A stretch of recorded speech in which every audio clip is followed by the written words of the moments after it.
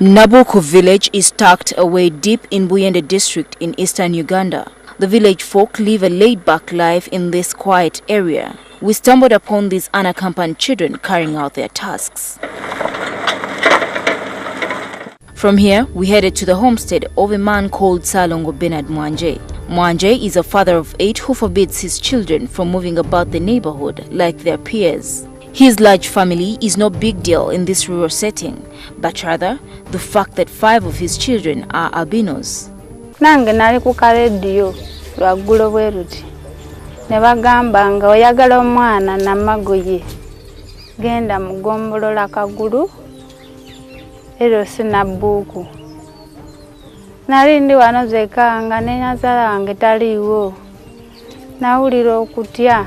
Mwanje is a fisherman who spends most of his time away from home. He heard about the kidnappings of albinos while he was in Entebbe and immediately rushed back home to protect his family.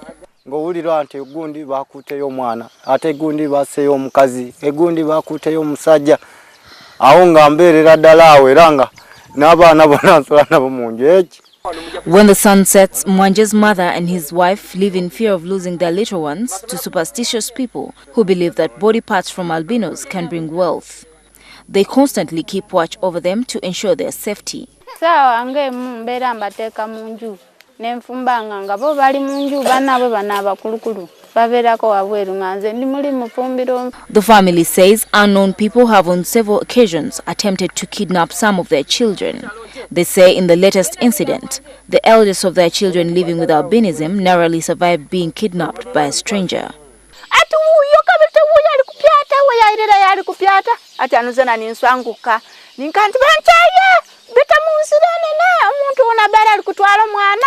This boy, who was in primary 2, is now staying at home after his parents stopped him from studying, fearing that he may be kidnapped.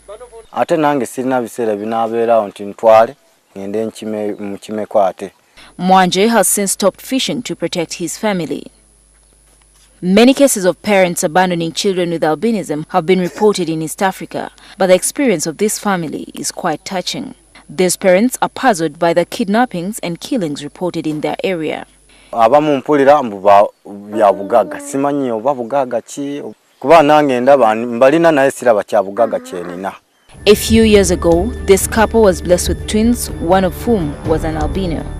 But unfortunately, the twins passed away at a tender age. Something strange happened at the graveyard after they buried their twins. Nga amalalo gonna gagize ki gadomose muli. Kati kwe kubuulirizaako abantu ne bagamba nti kirabika bamuggyemu. Cases of abductions, killings and exhumation of people with albinism are quite common in neighboring Tanzania. The people who carry out such horrific acts believe certain parts of such people can transmit magical powers and prosperity. They are misled by the socialists.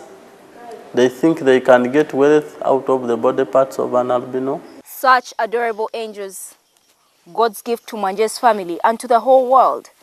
But it is so saddening to hear that some people are targeting them for things like ritual sacrifice. I think the government needs to come out and do something about the security of such vulnerable children. A few cases of such killings have been reported in Uganda, although lots of myths abound about the magical powers of organs from people with albinism. In 2010, a local newspaper reported a case of a man who was arrested as he attempted to traffic body parts of albinos to Tanzania. This young man we met in Buyende district recalls how he escaped being kidnapped when he was a child. When the man came to me, I threw the bicycle and I ran. So in the process of running, I met 2 ladies there. So after seeing me, and with the man also turned and he took off.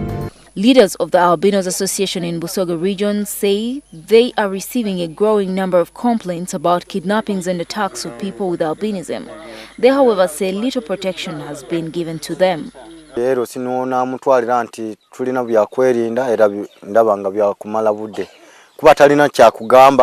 have never received the complaints officially from them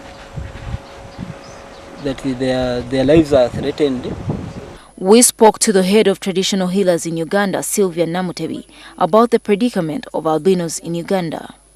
tewali paati wadde akaviiri bwe kati kayinza kubeera nti katabulwamu eddagala liyamba omulwadde gw'ojjanjaba oba limuwa obugagga. Namutebi, who is commonly known as Mama Fina, says genuine traditional healers do not engage in the ritual sacrifice of albinos. Nti abafera abaana abaava e South Africa abali muno nno si bangi nnyo naye batutawaanya kuba balina obukodyo bungi ate baasoma basobola okukozesa paati zonna eza buli kika nga batuma ebintu byebimu ebikanga bakizudde nti omuntu kizibu okufuna namagoye kati gwe batuma. Last year, the United Nations Human Rights Council called on member states to ensure security of people living with albinism after the victims made numerous pleas to be accorded special security. Gertrude Tumusime with Kwade, NTV, Buyende District.